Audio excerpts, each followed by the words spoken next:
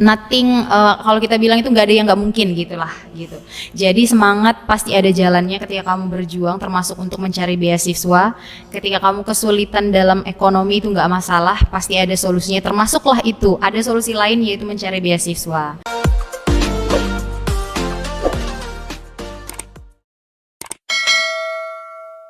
Halo Sobat Mutiara, apa kabarnya semua? Kembali lagi bersama saya, Edovan Houten Sidabuke. Saat ini, selama beberapa menit ke depan, saya akan menemani Sobat Mutiara semua untuk berbincang-bincang dengan salah satu dosen yang masih muda yang ada di Universitas Sari Mutiara, yang juga lulusan dari luar negeri. Saat ini, saya bersama dengan Bu Apriska. Apa kabarnya, Bu? Halo, selamat pagi. Kabarnya baik. Oke, boleh perkenalkan dirinya terlebih dahulu.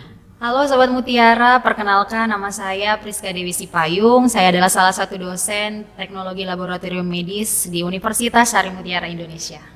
Oke, Ibu ini masih muda, sudah jadi dosen S2 lagi. Nah, saya mau tanya nih Bu, ini kita mau kulik-kulik tentang pengalaman Ibu sebelumnya saat menjadi mahasiswa. Nah, kalau boleh tahu ceritakan pengalaman Ibu saat menjadi mahasiswa di jurusan apa dan kenapa memilih jurusan itu? Oke, untuk yang pertama dulu ya kita dari S1-nya dulu ya. Saya alumni dari Universitas Negeri Medan. Ya, jurusan Pendidikan Biologi. Untuk yang S2-nya saya dari National Central University, Taiwan, Department of Life Science. Oke. Apa sih yang menjadi motivasi Ibu untuk menjadi mahasiswa biologi saat itu? Ya, sebenarnya motivasinya dari dulu mungkin ya, keinginannya mungkin mau jadi dokter gitu. Iya. Biasanya kalau cita-cita anak kecil kan gitu ya. Jadi kalau misalnya ditanya mau jadi apa? Mau jadi dokter gitu. Intinya di bidang kesehatan. Jadi kebetulan karena mungkin biologi itu masih berkaitan dengan kesehatan atau mungkin pakaian labnya mungkin seperti dokter gitu ya. Jadi pilihannya ya udah nih kita ambil yang berkaitan, ya kebetulan itu biologi pilihannya gitu. Biologi dan ya. di Unimed. Iya, Oke. di Unimed. Pengalaman Ibu selama kuliah di sana nih, pernah ikut organisasi dan ikut perlombaan nggak sih Bu? Kebetulan untuk organisasi saya ikut IKBKB itu Kristen Biologi, kemudian selanjutnya saya ikut choir untuk paduan suara. Iya, untuk KKM-nya. Cukup terkenal juga tuh Ibu di Unimed. Nah, kan Ibu udah tamat dari S1 Unimed nih. Kemudian di saat itu langsung kerja kah atau langsung lanjut S2-nya? Lanjut 1 tahun ya, kebetulan 1 tahun setelah itu, setelah tamat dari Unimed, 1 tahun saya bekerja menjadi guru SMP, ya jurusan untuk mata pelajaran biologi juga ya. Kemudian saya lanjut S2-nya di Taiwan. Nah, selama menjadi guru itu di Medan kah atau balik ke kampung Bu? Di Medan, Di Medan Medan. ya, kita Oke. di Medan. Nah, Ibu kan udah ngajar nih selama 1 tahun. Gimana caranya Ibu bisa kepikiran untuk ngambil S2 dan di luar negeri lagi? Boleh diceritain Bu?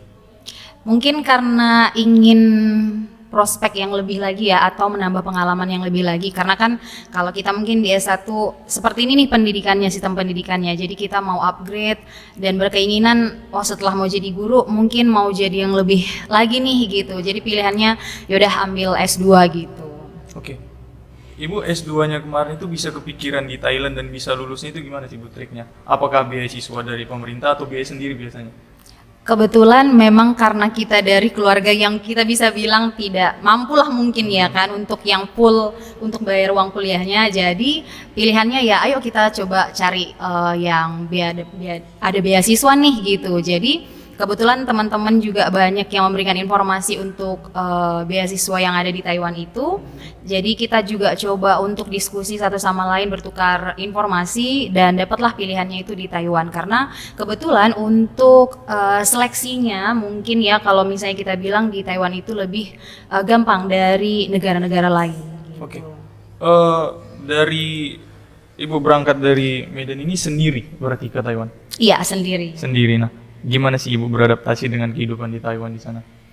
Mungkin kalau dibilang beradaptasi ya sangat kita bilang luar biasa lah sistem adaptasinya, karena dibilang ya dari negara nih, dari budayanya juga sudah berbeda gitu, kemudian bahasa. Jadi ya pertama sekali mungkin mental itu yang harus kita persiapkan nih, dari perubahan budaya itu, dari segi bahasa juga kita mungkin yang masih minim sama sekali tidak tahu gitu kan. Jadi kita coba untuk belajar lagi terlebih untuk bahasa mungkin yang pertama. Oke, berarti sebelumnya Ibu ada kayak les privat gitu atau belajar otodidak nih tentang bahasa di sana? Kebetulan kalau kita di Taiwan, kalau kita sudah sampai kita dikasih satu SKS mungkin ya untuk belajar yang namanya bahasa Mandarin. Oke, satu SKS. Iya, Mandarin, bahasa Mandarin. Jadi setiap mahasiswa internasional yang datang ke Taiwan itu wajib harus ngambil mata kuliah Mandarin, satu ininya SKS-nya. Oke, yang ngajarin itu orang Taiwan langsung atau ada orang Indonesianya? Orang Taiwan langsung. Orang Taiwan langsung. Iya, Artinya orang memang Taiwan ketika langsung. kita beradaptasi pun juga kita belajar langsung dites juga gitu Bu ya. Iya, benar. Nah, perasaan Ibu ketika belajar pertama kali itu menurut Ibu pribadi ini Bu gampang menerimakah atau sulit saat itu untuk mempelajari? Kalau dibilang gampang itu pasti nggak mungkin ya, Oke. ya. Pasti itu nggak mungkin ya. Sangat sulit karena mungkin beda untuk yang bahasa Hokkien yang dia dengan Mandarinnya gitu. Karena Mandarin ini kan dia mungkin lebih ke Chinese tradisionalnya gitu. Jadi itu sangat berbeda sama Hokkien yang sering mungkin kita dengar di Medan gitu. Jadi ini sangat ya kita coba lagi nih mulai dari awal lagi nih untuk belajar bahasa Mandarin itu gitu. Oke, kelihatan sekali ya sudah paham ya. Saya malah yang makin nggak paham ini. Oke, kehidupan perbedaan antara kehidupan pertemanan nih Bu. Kalau di Indonesia kan ya oke lah kita satu bahasa, kita kadang ketemu dengan sama budaya. Nah, kalau pertemanan perkuliahan nih di sana baik mengenai pertemanan di lingkungan tongkrongan misalnya atau bahkan persaingan di perkuliahan itu gimana sih Bu? Oke, kalau mungkin pertemanan ya, pertemanan mungkin jadi kelihatan ada gapnya gitu. Kalau anak Taiwanisnya mungkin sama Taiwanisnya nih gitu. Cuman kalau kita anak internasional pasti lebih gabungnya sama anak internasional juga gitu.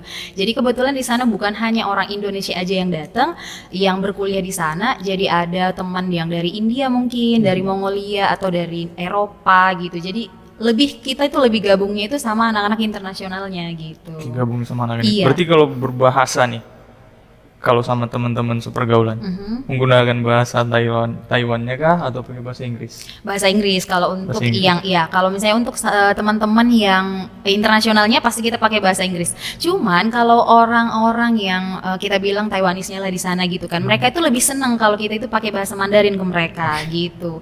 Jadi kan kadang mereka itu lebih friendly lah gitu ketika kita itu berbicara sama mereka itu pakai bahasa Mandarin. Tapi kalau misalnya kita pakai bahasa Inggris, kadang mereka yang menghindar gitu, kayak takut untuk dicakapin gitu. Antara takut untuk dicakapin dan nggak ngerti Nggak juga ngerti mungkin, Bu, mungkin ya. bisa, Oke. benar. Oke. Bener. Setelah Ibu lulus nih dari sana, Ibu ada kepikiran untuk kerja di sana atau langsung kembali ke Indonesia saat itu? Sebenarnya kalau untuk dari hati yang paling dalam kalau kita cerita gitu ya kan, siapa sih nggak mau uang banyak kan gitu kan. Jadi kalau misalnya kita bilang sistem salary atau misalnya penggajian di sana, kita nggak memungkiri kalau misalnya ini di negara luar itu pasti gajinya lebih besar gitu ya. Cuman karena kita ini cinta Indonesia Oke. ya. Karena kita cinta Indonesia, ya nggak apa-apa kita belajarnya di negeri orang, di negara orang, tapi kita harus tetap pulang ke Indonesia untuk mengharumkan bangsa Indonesia. Oke, luar biasa sekali. Sangat politis sekali Gitu ya. Oke. Ketika kembali ke Indonesia, pertama kali Ibu mengajar di mana? Kita ngajar di Global Prima, National Plus Global Prima. Oke, National Plus Global Prima. Nah, sampai Ibu bisa gabung nih di USM ini ceritanya gimana sih Bu? Jadi kalau untuk cerita pengalaman gitu ya, sebenarnya saya udah pernah nih beberapa kali coba antar lamaran. 2015 saya berangkat ke Taiwan, 2017 saya balik. Kemudian saya coba untuk ngantar lamaran ke Sari Mutiara. Mungkin belum rezekinya Oke. kali ya gitu ya. Jadi belum saatnya ketemu sama teman-teman yang di sini, belum diterima gitu. Jadi saya mau ada motivasi kalau misalnya saya ditolak untuk saat itu, ya saya harus coba lagi gitu. Ya walaupun tidak di kampus Sari Mutiara, mungkin di kampus yang lain gitu. Tapi saya tetap mencoba dan akhirnya tahun 2021 saya coba lagi antar lamaran dan akhirnya saya diterima dan join di Sari Mutiara. Tahun 2021 berarti Ibu Iya, diterima di Sari Mutiara. 2021. Nah, langsung mengajar kah atau jadi staff kayak di kantor gitu dulu dibuat? Mungkin karena apa namanya kita bilang ya, belum mulai ajaran baru nih ceritanya, karena kan kalau misalnya dosen itu kan pasti untuk perencanaannya dimulai di ajaran baru gitu. Jadi saya kebetulan ditempatkan di staf WR 4 untuk bagian kerjasama juga. Setelah itu baru saya ngajar untuk di semester genapnya. Di semester genapnya. Iya. Nah, kesan pertama nih di saat Ibu mengajar di Sari Mutiara itu gimana? Baik dari cara pengajarannya jelas berbeda dong dengan yang Ya, di luar benar. negeri yang pertama kali Ibu alami, kemudian kembali ke Indonesia, gabung di Sari Mutiara. Apa sih kesan pertama yang Ibu rasakan? Kesan pertama ya kalau bisa dibilang happy, pastinya happy, senang karena kan kita upgrade pengalaman. Dari dulu kan mungkin ketika saya tamat S1 yang saya ajari itu anak SMP, kemudian saya gabung di sekolah Global Prima itu saya turun nih ke SD. Mungkin saya di SD National Plus itu saya diasah lagi nih untuk kesabarannya seperti apa Ya. lagi kan gitu ya kan. Kemudian masuk nih di universitas, ketemu sama mahasiswa-mahasiswa dan mungkin mereka berpikir, wah ini kok kayaknya seumuran sama kita ya, mungkin ya perasaan muda saya gitu ya. Jadi mereka saya bilang, wah kita ini sama sebenarnya gitu. Mungkin karena saya pengalaman saya yang lebih duluan gitu kan. Kalau misalnya mereka kan baru tamat SMA kemudian kuliah, baru saya juga seperti itu. Tapi mungkin dari segi umur kita berbeda, mungkin pengalaman juga seperti itu gitu. Jadi ketika saya bertemu sama mereka, senang pastinya, istilahnya seperti ketemu dengan teman-teman sebaya gitu ya. Kalau kita bilang ya beradaptasi lagi gitu. Karena saya mulai untuk mengerti lagi nih, untuk zaman-zaman saya balik lagi ke mereka dulu. Saya coba ingat-ingat apa yang menjadi motivasi saya untuk kuliah dan segala macamnya gitu. Nah, oke, balik. Berarti Ibu flashback dulu sebelum mengajar. Nah, kalau yang Ibu lihat nih dari metode, oke kita bicara ke mahasiswanya deh. Ibu melihat kemampuan dari mahasiswa yang Ibu ajarin nih ketika Ibu dulu. Apakah sama sih Ibu? Atau ada perbedaan? Karena banyak orang bilang kan ya generasi sekarang itu lemah, generasi sekarang itu agak kurang daya tangkapnya anak. Ibu ngeliat nih, Ibu udah ngalami jadi mahasiswa di zaman dulu, benar. kemudian jadi dosen di zaman sekarang itu sebenarnya memang benar lebih rumit kah sekarang ini atau gimana Bu? Kalau dibilang rumitnya mungkin kita lebih mencoba mengerti ya. Untuk yang sekarang ini mungkin teknologi yang lebih kita andalkan gitu kan, karena kan dulu nih kita masih dibatasi nih untuk di dalam kelas mungkin tidak ada internet atau misalnya dibatasi ya ada nggak boleh megang handphone mungkin ya, itu peraturan yang pertama. Jadi kalau misalnya dosen menerangkan mungkin lebih fokus segala macamnya gitu. Cuman kalau sekarang ini apalagi mungkin karena kita udah kena yang namanya zaman COVID dulu ya untuk beberapa tahun yang lalu gitu. Jadi semuanya mungkin sistem itu udah pakai yang namanya internet.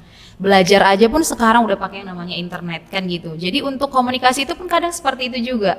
Bahkan untuk belajar pun seperti itu. Jadi dengan cepat nih mahasiswa ketika kita kasih pertanyaan, mereka gampang aja gitu mungkin yang langsung menjawab gitu kan. Padahal mungkin mereka itu harus memahami terlebih dahulu gitu, ya kan. Jadi kalau dibilang perbedaan mungkin dari segi seperti itu ya, teknologi itu makin lama itu makin berkembang, jadi pun kita harus mencoba memahami bahwa mahasiswa sekarang ini nggak bisa dipungkiri lebih upgrade gitu. Jadi kita pun sebagai dosen ya harus lebih upgrade lagi untuk informasi-informasi yang lebih lagi gitu. Artinya kita harus mengikuti beradaptasi. Benar, mengikuti tren lah kalau kita bilang ya Kalau kan. di zaman Ibu dulu kan berarti kalau mau mencari informasi, mencari ilmu ya dari buku. Benar. Kalau udah dari sekarang buku. kita tinggal buka dari laptop, buka dari handphone gitu kan Bu. Nah, menurut Ibu sendiri nih, itu menjadi dampak positif kah perkembangan internet ini dengan dari zaman yang Ibu dulu kan buku, Ya. sekarang itu internet lebih mudah. Menurut Ibu ini positif negatifnya ini bagaimana Bu? Kalau untuk dari segi positifnya lah kita dulu ya. Kalau untuk dari segi positifnya mungkin aksesnya itu lebih gampang. Ketika kita pengen cari misalnya pengertian dari biologi misalnya gitu, langsung semua nih cepat keluar gitu. Itu dia untuk yang kalau kita bilang segi positifnya. Jadi mahasiswa itu dengan secepatnya bisa mengakses, bisa mendapatkan informasi. Tapi ya kan kalau misalnya kita dari segi negatifnya, kadang mahasiswa ini nggak menyaring. Nah, nggak mencari informasi itu benar nggak ya? Karena kan kalau kita bicara internet itu semuanya update, tapi belum tentu yang mengupdate itu benar jawabannya kan gitu, mengetahui benar itu asalnya atau misalnya itu pengertiannya gitu. Cuman kalau misalnya kita berbicara tentang negatifnya itu tadi, mahasiswa itu ketika sudah dapat, oh ini nih jawabannya. Ya udah nih langsung kasih nih, langsung kita serahkan gitu tanpa mereka itu mengerti atau mungkin tanpa mereka itu mencari informasi yang lebih lagi gitu. Karena kan kalau kita bilang ilmu itu dari ke tahun itu pasti kan update kita bilang, tapi ya berkembang dan update lah kita bilang. Cuman ya mahasiswa itu nggak langsung menyaring dulu gitu. Gitu dia. Itu sebenarnya kalau dari segi positif dan negatifnya kalau kita berbicara soal itu. Karena saya pribadi pun mengalami Bu, kalau misalnya wajib kayak daring-daring kemarin kan, ya udah ketika dosen nanya nih di Zoom, handphone main nih di bawah. Padahal ketika kita menjawab, kita merasa kayak ini benar, dosen Ini juga benar. membantah. Enggak seperti itu sebenarnya, ini penjelasan yang lain. Nah, sebenarnya kalau saya pribadi juga merasa itu lebih kuat ke negatifnya sih. Karena kita semakin cepat mendapat informasi juga kita kadang jadi sepele, kita nggak Benar, saring. benar. Kalau dari buku kan kita benar-benar baca dan ada sumbernya semua dicantumkan. Nah, dari mahasiswa nih Bu, kalau selama Ibu mengajar ini ada nggak sih mahasiswa yang menurut Ibu kayak ini dia lemah nih kemampuannya? Gimana nih cara Ibu supaya membangun antusias dia untuk belajar sehingga dia mampu memahami apa yang Ibu sampaikan? Oke, jadi mungkin gini, kalau misalnya untuk membangun antusiasnya lah kita bilang ya, untuk seorang mahasiswa. Jadi sebenarnya kalau kita berbicara nggak ada mahasiswa yang bodoh kan Ya. gitu, nggak ada mahasiswa yang bodoh atau nggak ada orang yang bodoh sama sekali. Cuman mungkin motivasinya mereka yang kurang, motivasi yang kurang atau mungkin kalau misalnya kita berbicara yang lain, mungkin semangat belajarnya yang nggak ada kan gitu. Jadi kalau misalnya kita bilang untuk memancing antusiasnya, pasti kita harus memotivasi terlebih dahulu. Kita pancing nih sebenarnya niat mereka, tujuan mereka itu kuliah ngapain kan gitu. Kalau hanya untuk ngabisin uang orang tua mah ya udah balik aja kampung gitu kan gitu. Jadi yang pertama sekali kita bangun itu sebenarnya tujuan mereka ngapa sih mau kuliah? Mau ngapain sih kalian gitu. Kalau hanya untuk ngabisin mah nggak usah kan gitu. Jadi kita pancing dulu motivasinya mereka, tujuan mereka untuk kuliah itu apa. Kemudian mungkin dari segi dosennya juga atau dari kita lah sebagai pengajarnya, itu juga kita update bagaimana kita juga mengubah sistem pembelajaran di dalam kelas itu supaya juga mereka itu juga antusias dan tertarik gitu.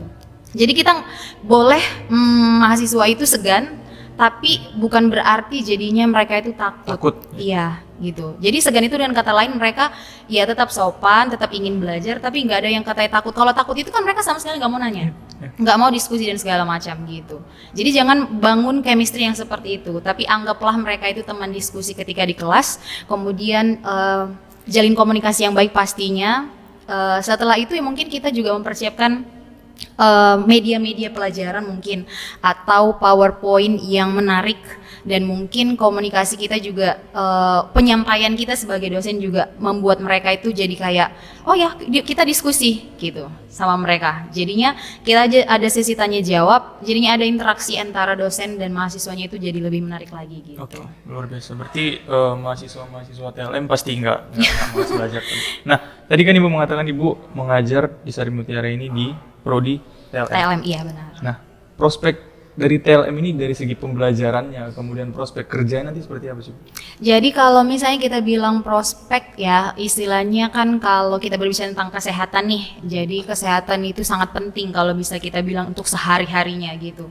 Jadi kalau misalnya untuk TLM ini pun demikian, jadi karena kita ini kebetulan setiap harinya, hampir setiap harinya kita itu berada di lab untuk cek kesehatan lah kalau kita bilang, untuk berbicara tentang yang namanya medis gitu. Jadi prospeknya ini kita bilang sangat tinggi ya kan, sangat bagus gitu. Dengan kata lain ketika kamu tamat ya kamu akan ditempatkan di lab, di rumah sakit gitu. Karena bukan kita maksud mendoakan atau seperti apa, setiap harinya pasti ada orang yang sakit, setiap harinya pasti ada yang namanya cek kesehatan gitu. Jadi tenaga-tenaga dari si TLM inilah yang dipakai di lab, di laboratorium itu untuk ngecek kesehatan, untuk hasilnya seperti apa gitu. Oke.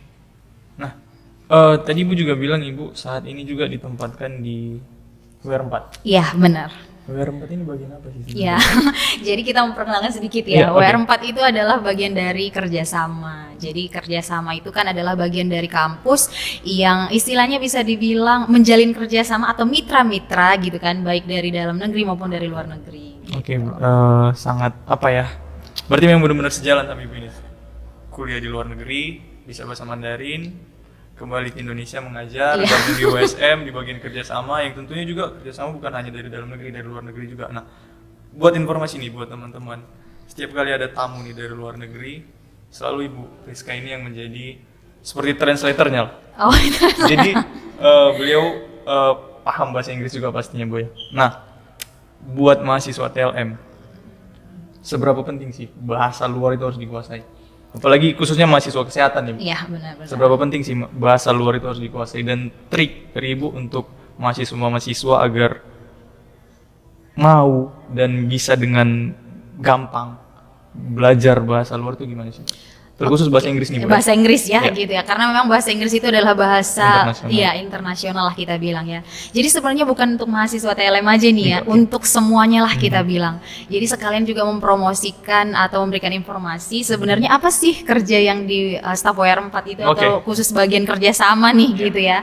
Jadi sebenarnya kalau kita berbicara job desk-nya gitu kan. Jadi WR4 ini bahas tentang yang namanya kerjasama, khususnya yang di WR4 itu untuk salah satunya juga kita nggak bilang salah satu deh, tugasnya itu adalah untuk menjaring mahasiswa-mahasiswa yang ingin dan tertarik nih ya, yang dia mau student exchange mungkin atau dia mau yang studi lanjut ke luar negeri, itu ada di WR4 tempatnya gitu. Jadi saya ingin memotivasi lah mungkin ya sekalian gitu ya untuk semua mahasiswa yang ada di Sari Mutiara gitu.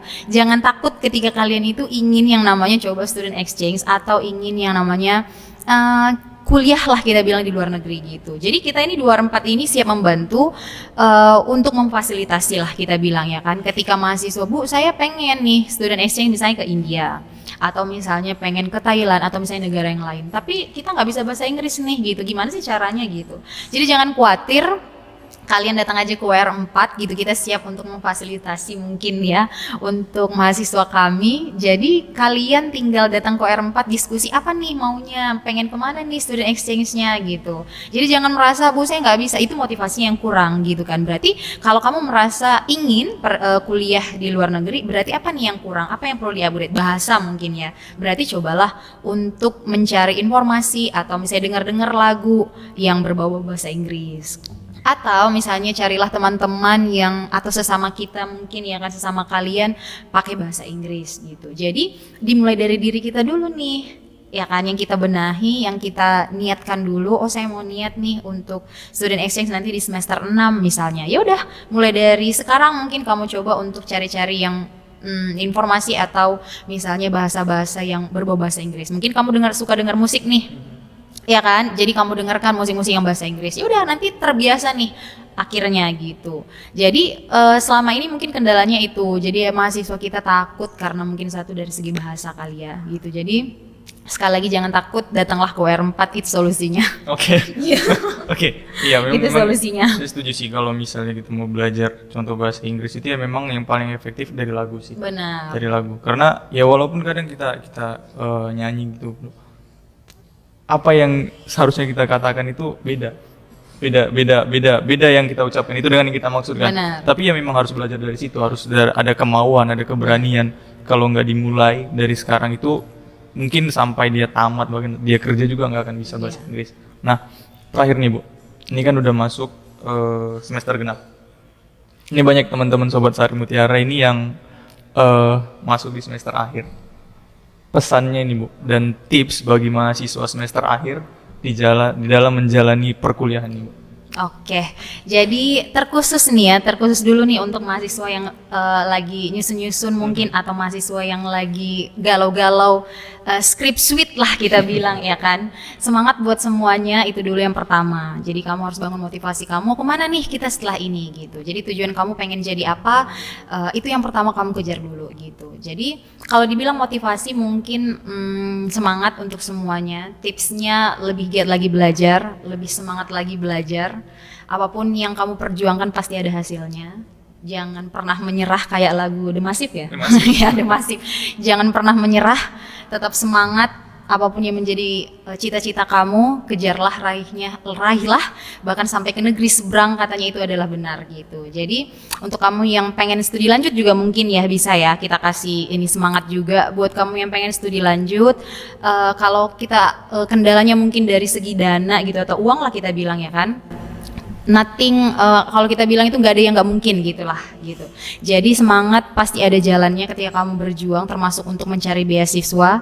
Ketika kamu kesulitan dalam ekonomi itu nggak masalah, pasti ada solusinya. Termasuklah itu, ada solusi lain yaitu mencari beasiswa. Jadi kalau misalnya kamu ingin berjuang, pasti ada jalan. Semangat untuk semuanya. Nanti kamu datang ke WR4, nanti Ibu akan bantu untuk mencari beasiswa khususnya yang di Taiwan. Karena di Taiwan itu kalau kita bilang banyak sekali beasiswanya. Ya, jadi untuk dari yang segi full scholarship atau yang parsial gitu kan, itu semuanya tersedia di sana gitu. Jadi kamu pilihannya itu tergantung dari kamu. gitu. Jadi kalau kamu mau full scholarship, berarti kamu juga harus matang untuk persiapannya. Apa yang perlu dipersiapkan juga harus sudah kamu bangun nih, kamu sudah persiapkan juga sedini mungkin gitu. Oke, itu dia tadi motivasi dari Bu Priska yang sangat luar biasa. Tentunya kita banyak dapat ilmu, banyak dapat pengetahuan dan informasi. Semoga semua yang disampaikan tadi bermanfaat. Terima kasih banyak Bu atas waktunya, sangat memotivasi. Semoga ini bisa menjadi motivasi yang baik bagi Sobat Mutiara di luar. Demikian bincang-bincang kita hari ini. Saya Dovon Houten pamit undur diri. Jangan lupa untuk cek link pendaftaran di kolom deskripsi. Sampai jumpa di podcast USM Indonesia berikutnya. Sampai jumpa.